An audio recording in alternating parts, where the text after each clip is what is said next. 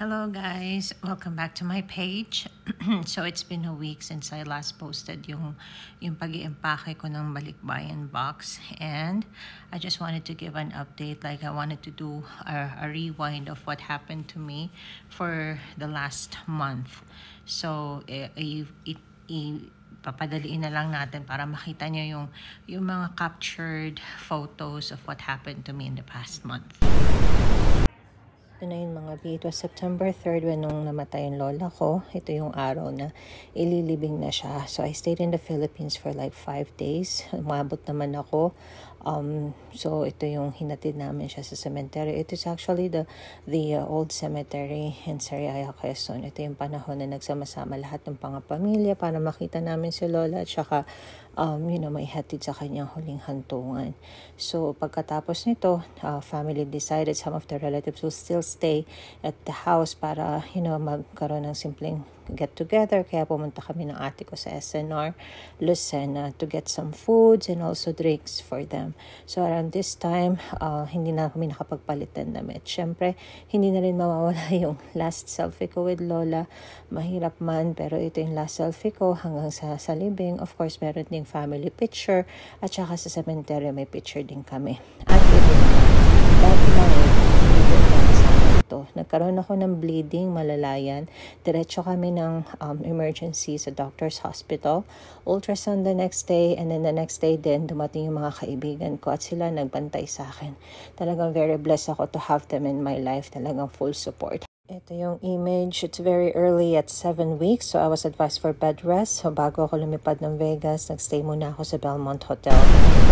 Back to Vegas, I'm with my little one. At talaga na-miss ko to for 5 days kasi daddy niya lang ang naiwan sa kanya. Kaya talaga nakamonitor ako sa kanila, palaging FaceTime, kung anong ginagawa na nila.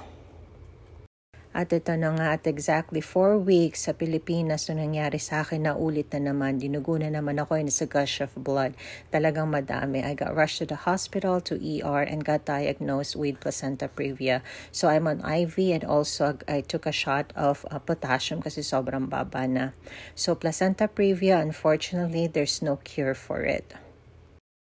Naalala ko, a day before ako dinugo, ginawa ko to, yung pagpa-declutter ng isang closet ko, tapos nag-box ako. So talaga nag-trigger yata yung talagang vaginal bleeding ko the next day. So talagang kung alam ko lang na may placenta previa ako, hindi na sana ako nagganito.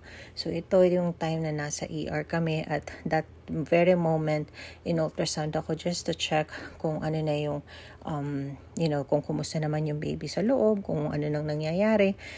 Kinakabahan kami kasi talagang parang sinasabihan nila kami na prepare for kung magkaroon man ng miscarriage, huwag ko daw sisihin yung sarili ko, talagang nangyayari daw yun. So at this point, nakikita namin hindi masyadong gumagalaw yung baby. Siguro natitense din siya, at alam niya siguro, nararamdaman niya na delikado yung nangyayari that night. So we're just really praying na maging okay ang lahat, at paglabas ko sana okay pa rin yung bata. So talagang nakalutang pa rin ang utak namin mag-asawa kung paano ang gagawin namin. So it was actually our first time to hear that diagnosis of placenta previa. This is really like serious diagnosis for pregnant women. Merong mga tao na kapag buntis, okay lang, yung normal sila sa all through their pregnancy, but maybe it's because like I got pregnant right away. I mean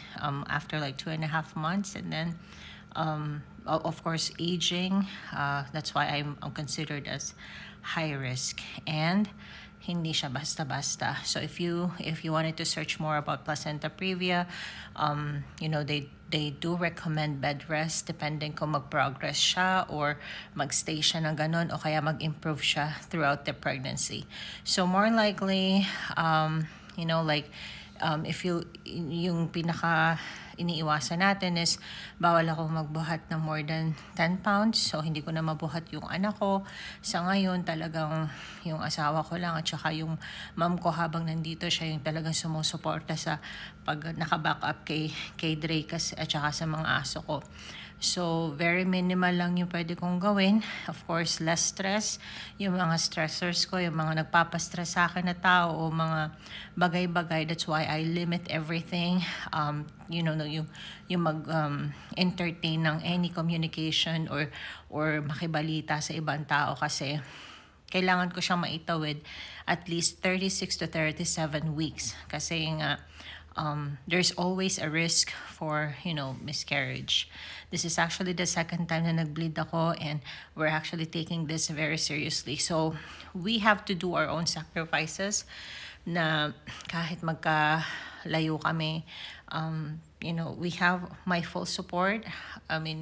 Way back home, and at the same time hindi naman ako donya lang doon na walang gagawin.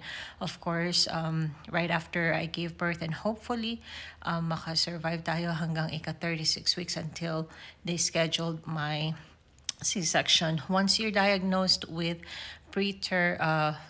placenta previa, hindi ka na pwede mag-normal delivery kasi it's gonna be very risky, and also yung bleeding niya talaga, worst come to worst, the mom will end up having blood transfusion. Also, yung biyahe rin, hindi na masyado pwedeng matagtag kahit by land transportation. So, you really have to prepare yourself physically, mentally, para yung pagta-travel mo, hindi ka mag-bleed habang bumabiyahe ka kasi delikado. So, yun lang.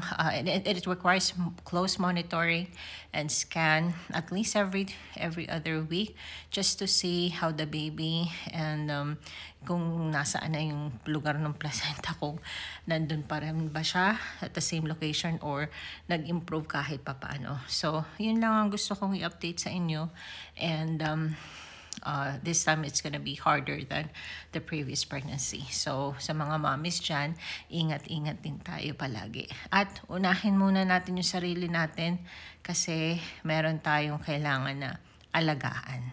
Yun lang. Have a great day. Thanks for watching.